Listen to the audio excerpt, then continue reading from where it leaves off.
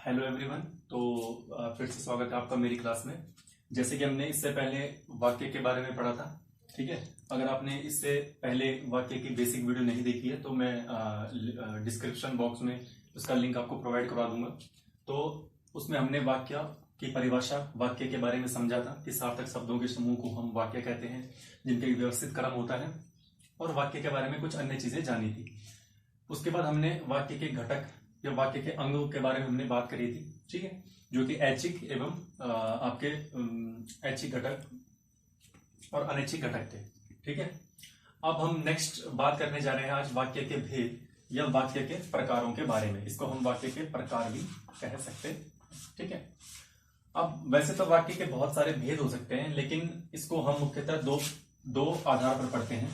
First हम पढ़ते हैं अर्थ के आधार पर, अर्थ के आधार पर, और दूसरा हम पढ़ते हैं रचना के आधार पर।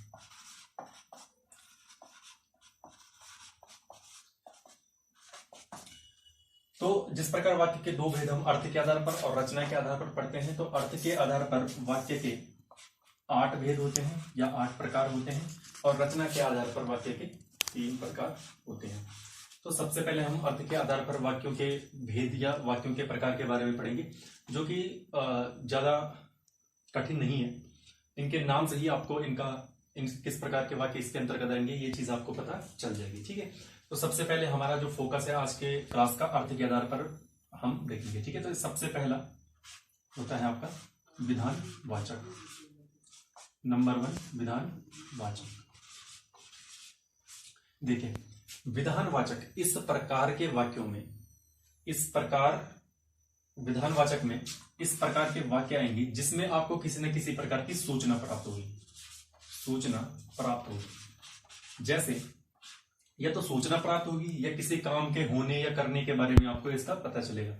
मेन अपने दिमाग में ये कॉन्सेप्ट रखना है कि विधानवाचक हम उस वाक्य को बोलेंगे जिसमें किसी क्रिया का होने का बोध होगा, ठीक है, या करने का बोध होगा मेनली। या दूसरी चीज इसमें आपको क्या पता चलेगा कि आपको कोई सूचना मिल रही है। जैसे भारत की राजधानी दिल्ली है, इसका एग्जांपल सिंपल से ले लो, भारत की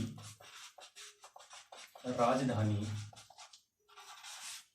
दिल्ली है। तो इसी प्रकार के वाक्य हो सकते हैं। इसमें देखो, हमें यह मालूम पड़ रहा है कि भारत की राजधानी दिल्ली है, तो इससे हमें एक सूचना प्राप्त हुई जो कि हमारे विधानवाचक है। इसी प्रकार कुछ भी आपके एग्जांपल हो सकते हैं जिसमें आपको कोई सूचना प्राप्त हो, ठीक है। इसके बाद नेक्स्ट जो हम दूसरा देखेंगे, विधानवाचक के बाद आप देख सकते हैं निषेधात्मक। जैसे कि निषेधात्मक आप बचपन से पढ़ते आ रहे होंगे। निषेधात्मक का मतलब है नकारात्मक वाक्य हम इनको बोलते हैं। तो निषेधात्मक का सिंपल सा मतलब है कि ना, किसी भी वाक्य में न करने, कोई काम न करने का बोध हो रहा हो, उसको हम निषेधात्मक में ना होगा, नहीं होगा, ठीक है। इस प्रकार की चीजें, कुछ भी एग्जांपल देखो, मैंने खाना नहीं खाया, उसने वह बाजार नहीं गया, इस प्रकार की चीजें। नेक्स्ट हम देखते हैं, ये भी आप लोगों ने सुना होगा, प्रश्नवाचक। प्रश्नवाचक वाक्य, ये हम अर्थ के आधार पर 8 प्रकारों में से हम तीसरा प्रकार पढ़ रहे हैं, प्रश्नवाचक वाक्य, ठीक है। प्रश्नवाचक का भी आपको सिंपल पता है। प्रश्नवाचक का मतलब, प्रश्नवाचक में क्या, क्यों, कैसे, इसलिए मोस्टली आपको वाक्यों में देखने के लिए यही मिलेंगी, ठीक है। इसलिए देखो, हम प्रश्नवाचक वाक्य आएंगे जिसमें क्या, क्यों, कैसे, किस लिए, इस प्रकार के शब्द आपको देखने को मिलेंगे, ठीक है। इसके बाद हम नेक्स्ट देखेंगे, प्रश्नवाचक के बाद विस्मयादि बोध। देखो, विस्मयादि बोध भी आपने पहले सुना होगा, ठीक है। विस्मयादि बोधक या विस्मयादि बोधात्मक वाक्य, ठीक है। जब भी कभी इस प्रकार के वाक्यों में, ये इस प्रकार के वाक्य होंगे जिसमें आपको खुशी, हर्ष, उल्लास, दुख, घृणा, इस प्रकार के शब्दों या इस प्रकार के भावों का इसमें उपयोग हुआ होगा। इसका जो चिन्ह होता है वह इस प्रकार का होता है, विस्मयादि बोधक का, ठीक है। देखो, इसमें क्या होगा, कई बार आपने देखा होगा कि जब भी कभी आपको अचानक से कोई खुशी मिलती है तो आप करते हैं ओह, ठीक है, ओह बहुत सुंदर दृश्य है, बहुत सुंदर। तो इसमें आप विस्मय हो, इसमें आपको अचानक से कोई खुशी या कुछ चीज है, ठीक है। कभी घृणा, कहीं पे आपने कह दिया छी कितना गंदा कूड़ा है, ठीक है, छी कितना गंदा कूड़ा है, इस प्रकार की चीजें। तो जिसमें आपको खुशी, हर्ष, दुख या घृणा का आभास हो, इस प्रकार के वाक्यों को हम कहते हैं विस्मयादिबोधक वाक्य। अब नेक्स्ट हम देखेंगे आज्ञावाचक। देखो पांचवा प्रकार है आज्ञावाचक। इससे पहले हम 4 प्रकार पहले ही देख चुके हैं। तो पांचवा प्रकार आज्ञावाचक वाक्य हम किसे कहेंगे। देखो इस प्रकार के वाक्यों में अगर आप लिखना चाहें तो मेरी वॉइस के साथ लिख सकते हैं, ठीक है। इस प्रकार के वाक्यों में आज्ञा, प्रार्थना करने का बोध होता है। जैसे कि इस प्रकार के वाक्यों में या तो कोई आपको ऑर्डर दे रहा होगा या आपको कोई प्लीज करके बात कर रहा होगा, है ना, कि प्लीज। जैसे कि इसका एग्जांपल हम दे सकते हैं, जाओ मेरा पेन लाओ, जाओ वहां से मेरा पेन लेकर आओ। तो ये हो गया एक आज्ञा। तो ये आज्ञा आपको माननी पड़ेगी या नहीं माननी पड़ेगी आपके ऊपर डिपेंड करता है। लेकिन इस प्रकार के वाक्यों में आपने सिर्फ ये दिमाग लगाना है, ये चीज देखनी है कि वाक्य में किस प्रकार का भाव पैदा हो रहा है। कि वहां पे मुझे हर्ष, उल्लास या खुशी हो रही है तो विस्मयादि में आएगा, नकारात्मक हो रहा हो तो नकारात्मक में आएगा, कोई आज्ञा दे रहा होगा। इसी में प्रार्थना मैंने दूसरी बात कही, ठीक है। अब प्लीज या कृपया मेरा मोबाइल मुझे दे दो, ठीक है। तो इसमें प्रार्थना करने का बोध आपको नजर आ रहा होगा, ठीक है। ये कृपया, प्लीज, ठीक है, ऑर्डर देने का, आज्ञा देने का बोध आज्ञावाचक प्रकार के वाक्यों में होगा।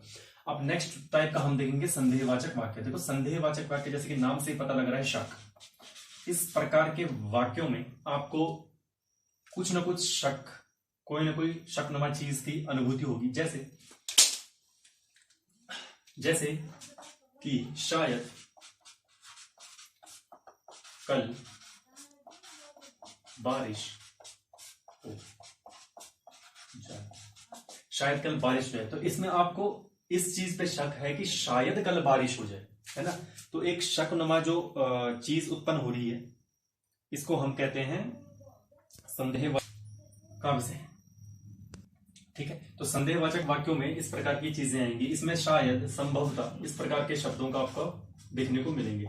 शायद, संभवतः, ठीक है। मैं दिल्ली चले जाऊं, इस प्रकार के चीजों में, ठीक है, इसमें आपको शकनुमा चीजें होंगी। इसके बाद इच्छा। देखो इच्छावाचक वाक्य वह वाक्य होते हैं जिसमें बोलने वाला इच्छा दर्शाएगा। बोलने वाला क्या दर्शाएगा?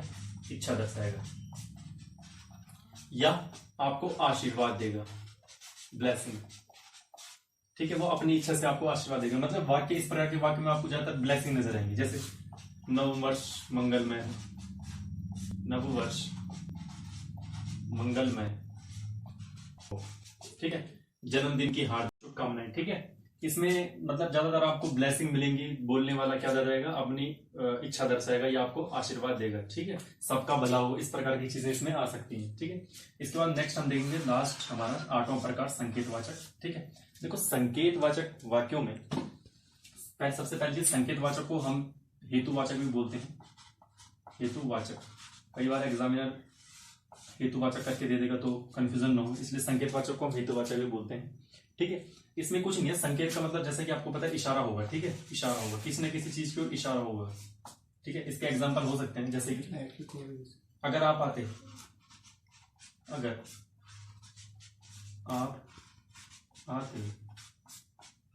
तो लड़ाई नहीं होती। इसमें जो बोलने वाला है वो लड़ाई न होने का संकेत कर रहा है किसकी ओर? आप आते, ठीक है। किसी के ओर इशारा करना यह दर्शाता है कि यह वाक्य कौन सा है? संकेतवाचक वाक्य है, ठीक है। नेक्स्ट इसका एग्जांपल ले सकते हैं हम कि बारिश होगी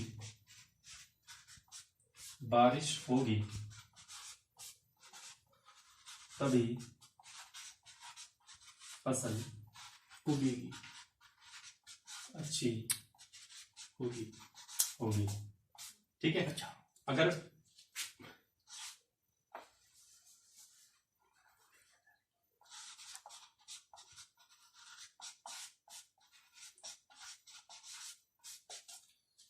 इसमें फसल का अच्छा होना किस चीज की ओर इशारा कर रहा है? जब बारिश होगी, ठीक है।